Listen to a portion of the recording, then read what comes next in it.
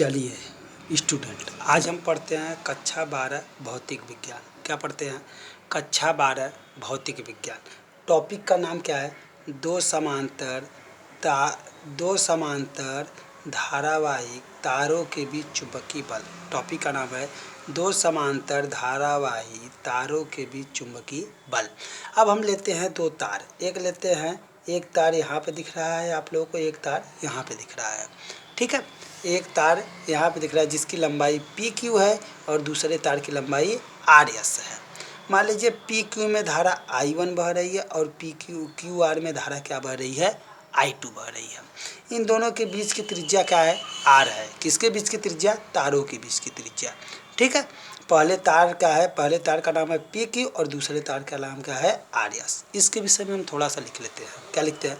माना दो धारावाहिक चालक पी क्यू और आर एस। माना दो धारावाहिक चालक पी क्यू और आर एस, पी क्यू और आर एस, जिनमें क्रमशः आई वन, देखिए पहले में कौन सी धारा बह रही है? आई वन, व दूसरे में धारा बह रही है क्या? आई टू धारा बह रही है, जिनके बीच की दूरी आर है। इन दोनों के बीच की दूरी कितना है? आर है। इसके बीच एक बल आरोपित होता है। इन दोनों तारों के बीच क्या आरोपित होगा? एक बल आरोपित होगा। आइए हम कुछ नोट लिख लेते हैं। नोट में क्या लिखते हैं?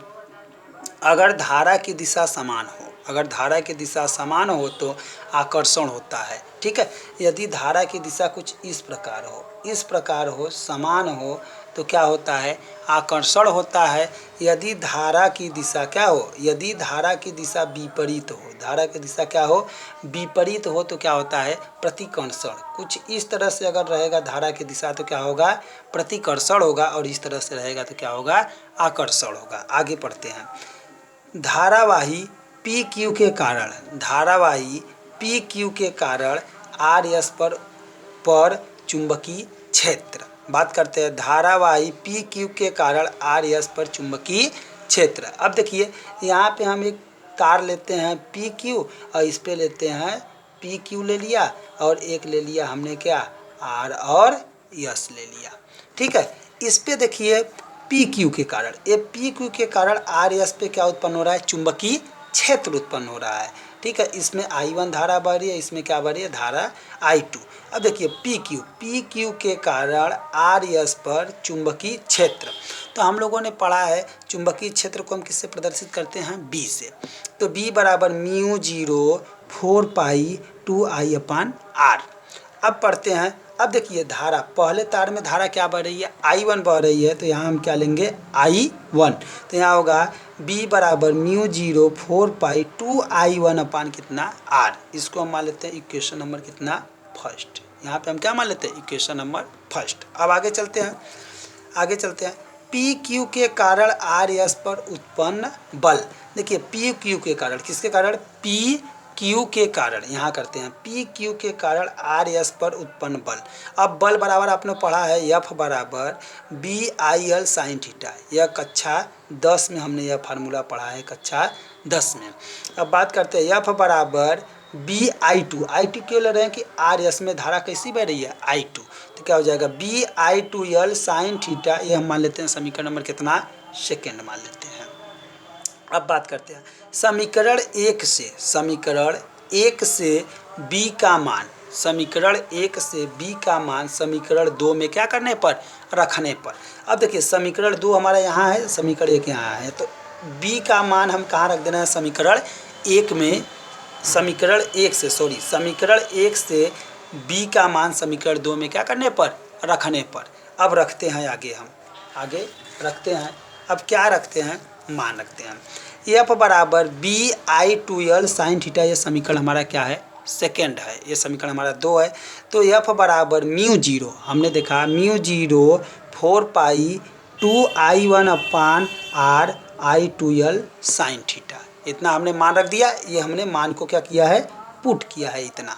ठीक है, आइए बात करते हैं एफ बराबर। अब देखिए 2 से 2, यहाँ 2 2 जा क्या हो जाएगा? 4 हो जाएगा। तो यहाँ क्या? म्यू 0/2πI1I2L/r, और यहाँ लेते हैं साइन थीटा। ठीक है, अब करते हैं एफ बराबर म्यू 0, ठीक है, यहाँ से 2 कट गया, 2 से यह 4 कटा तो यहाँ 2 बचा, तो यहाँ जाएगा 2 पाई I1 I2L अपान R साइन थीटा। ठीक है, अब बात करते हैं, तो यहाँ हम लेते हैं थीटा बराबर 90 अंश। क्यों थीटा बराबर 90 अंश लेंगे, तो यहाँ देखिए चित्र में दिया है, अगर ये लंबवत, यहाँ मैं फिर से बना दे रहा हूँ, पी क्यू, ये लीजिए पी क्यू और यह ले लीजिए कितना आर एस। देखिए इनके बीच ये कैसी धारा बह रही है, लंबवत बह रही है, तो यहाँ का एंगल हम कितना लेंगे, 90 अंश लेंगे। कैसा लेंगे, 90 अंश। इसी वजह से यहाँ पे हम क्या लेते हैं, थीटा बराबर 90 अंश। थीटा का मान हमें क्या रख देते हैं, 90 अंश रख देते हैं। थीटा का मान क्या रखते हैं, 90 अंश।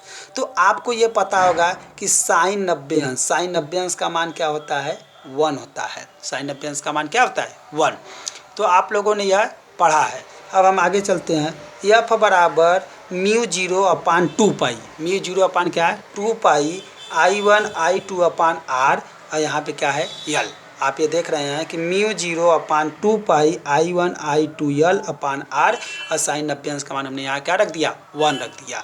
अब देखिए ये हमारा फार्मूला निकल के आया, एफ बराबर μ0 अपान 2 पाई I1 I2 अपान R, और इंटू में क्या रहेगा, यल भी रहेगा। तो ये आ गया एफ बराबर μ0 2 पाई I1 I2L अपान R। यह हमारा क्या निकल के आया, यह हमारा इतना क्या निकल के आया, फार्मूला निकल के आया। अब हम बात कर लेते हैं कि यहाँ पे I1 है क्या, I1 क्या है, पहले तार में बह रही धारा, I2 क्या है, दूसरे तार में बह रही धारा, और R क्या है, त्रिज्या है। R क्या है, त्रिज्या है। किसकी त्रिज्या, इन तार के बीच की त्रिज्या है। अब आइए L क्या है, लंबाई है।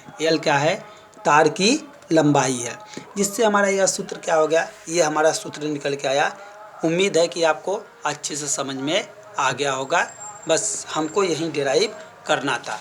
क्या डिराइव करना था, दो समांतर धारावाही तारों के बीच चुंबकीय बल। तो ये चुंबकीय बल देखिए एफ बराबर आ गया μ0 2 पाई I1 I2L अपान R, जो हमारा निकल के यहाँ पे आया है। ये देखिए एफ बराबर μ0 2 पाई I1 I2L अपान R निकल के आया है। ठीक है।